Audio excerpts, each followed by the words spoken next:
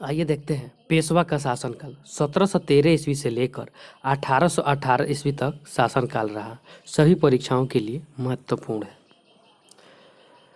बालाजी विश्वनाथ 1713 ईस्वी से लेकर 1720 ईस्वी तक इनका शासनकाल रहा। छत्रपति साहू ने बालाजी विश्वनाथ को 1713 ईस्वी में अपना पेशवा पद पर नियुक्त किया था। नेक्स्ट वन, 1717 ईस्वी में बालाजी विश्वनाथ के नेतृत्व में एक प्रतिनिधि मंडल मुगल बादशाह फर्रुखसियर के दरबार में पहुंचा था और दोनों के बीच एक समझौता हुआ था। नेक्स्ट वन, बाजीराव प्रथम 1720 ईस्वी से लेकर 1740 ईस्वी तक इसका शासनकाल रहा।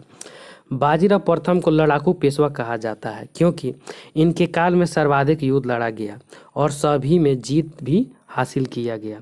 नेक्स्ट वन, बाजीराव प्रथम गुड़िला युद्ध पद्धति यानी छुप छुप कर मारने में काफ़ी निपुण था। नेक्स्ट वन, बाजीराव प्रथम ने छत्रपति साहू को कहे थे, आओ इस पुराने वृक्ष के जड़ों पर प्रहार करें, शाखाएं खुद ब खुद नष्ट हो जाएंगे।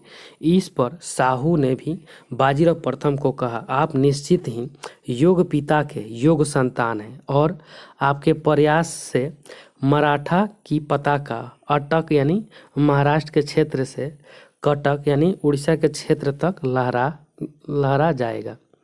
नेक्स्ट वन, 1735 ईस्वी में मालवा विजय एवं 1737 ईस्वी में मात्र 500 घुड़सवार सैनिक के साथ दिल्ली पर आक्रमण कर दिया और मुगल बादशाह मोहम्मद शाह रंगीला को सिरोंज की संधि करने को विवश कर दिया। नेक्स्ट वन, बाजीराव प्रथम का संघर्ष पुर्तगाली ईस्ट इंडिया कंपनी के साथ भी हुआ और इस संघर्ष में पुर्तगाली कंपनी के कब्जे में स्थित सालसेट एवं वसीन द्वीप पर मराठा अधिकार कर लिया। नेक्स्ट वन, बाजीराव प्रथम ने अपने सेना में मुस्लिम युवा की भी नियुक्ति किया। नेक्स्ट वन, बालाजी बाजीराव 1740 ईस्वी से लेकर 1761 ईस्वी तक इनका शासनकाल रहा। बालाजी बाजीराव को नाना साहेब के नाम से भी जाना जाता है। नेक्स्ट वन, मराठा साम्राज्य का दूसरा संस्थापक इन्हें ही कहा जाता है क्योंकि इन्हीं के काल में मराठा साम्राज्य का सर्वाधिक विस्तार हुआ। नेक्स्ट वन, बालाजी बाजीराव के काल में ही 1749 ईस्वी में छत्रपति साहू की मृत्यु हो गई और इसके बाद अगला छत्रपति राजाराम द्वितीय बना। नेक्स्ट वन, राजाराम द्वितीय एवं बालाजी बाजीराव के बीच 1749 ईस्वी में ही संगोली की संधि हुई और इस संधि के द्वारा मराठा साम्राज्य का वास्तविक शासक पेशवा को मान लिया गया। नेक्स्ट वन, बालाजी बाजीराव के काल में ही 14 जनवरी 1761 ईस्वी को पानीपत का तीसरा युद्ध हुआ। इस युद्ध में मराठा सेना का सैद्धांतिक प्रधान विश्वासराव को बनाया गया किंतु युद्ध का वास्तविक नेतृत्व सदाशिव भाव के द्वारा किया गया। नेक्स्ट वन, पानीपत के तीसरे युद्ध में अफगान सेनापति अहमद शाह अब्दाली ने मराठा सेना को बुरी तरह पराजित कर दिया।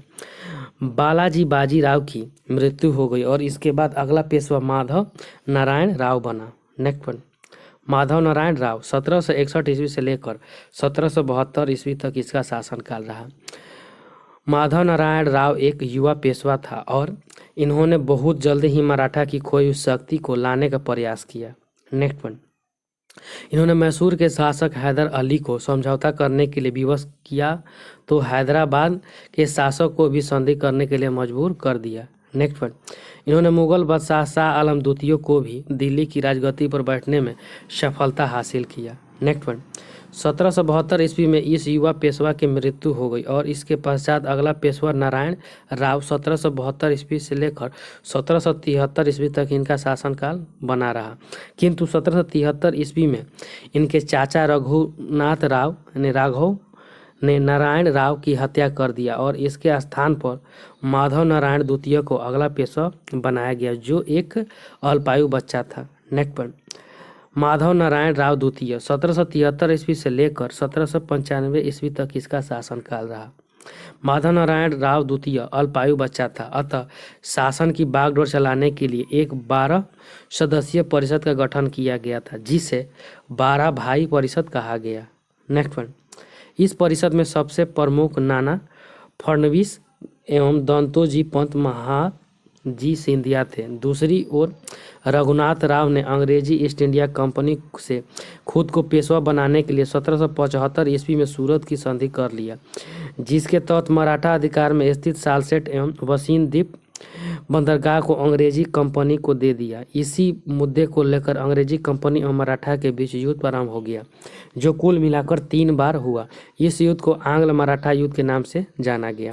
नेक्स्ट वन, प्रथम आंग्ल मराठा युद्ध 1775 ईस्वी से लेकर 1782 ईस्वी तक चला। यह युद्ध 1775 ईस्वी से लेकर 1782 ईस्वी तक चला था।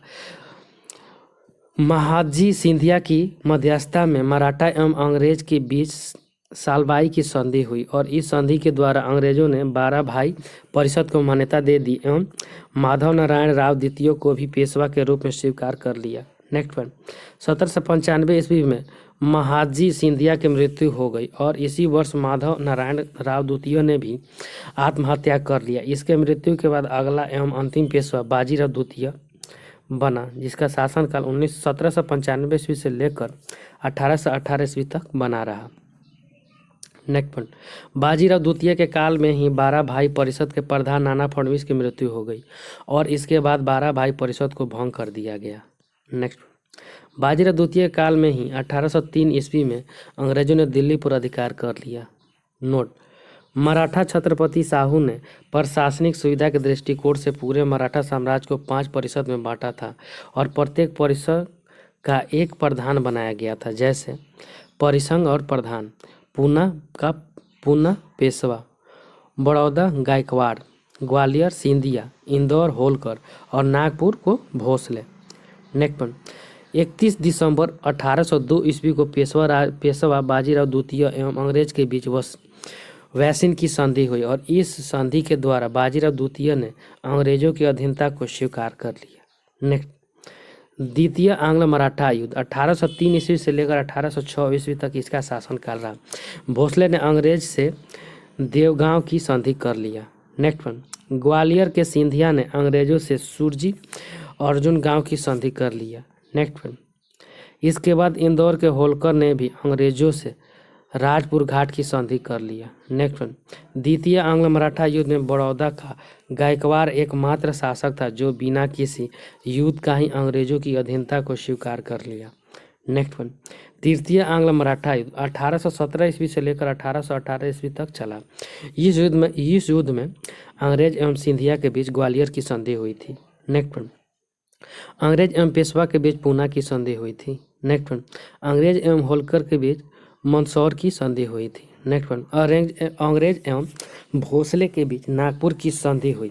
इस युद्ध में भी बड़ौदा के गायकवाड़ ने हिस्सा नहीं लिया। नेक्स्ट वन, 1818 ईस्वी में पेशवा का पद समाप्त कर दिया गया एवं अंतिम पेशवा बाजीराव द्वितीय को कानपुर के निकट बिठूर नाम कर क्षेत्र की जागीरदार देकर अंग्रेजों का पेंशन प्राप्त करने वाला बना दिया। नेक्स्ट वन, बाजीराव द्वितीय की मृत्यु के पश्चात नाना साहेब को भी अंग्रेजों ने पेंशन दिया, किंतु लॉर्ड डलहौजी के ने नाना साहेब का पेंशन बंद कर दिया, क्योंकि डलहौजी का कहना था कि दत्तक पुत्र यानी गोद लिया हुआ पुत्र को पेंशन नहीं दिया जा सकता। इसी बात को मुद्दा बनाकर 1857 ईस्वी में के विद्रोह में नाना साहेब ने कानपुर के क्षेत्र से विद्रोह सैनिक का नेतृत्व किया था। नेक्स्ट, थैंक यू फ्रेंड्स, अच्छा लगे तो लाइक सब्सक्राइब और शेयर जरूर करें।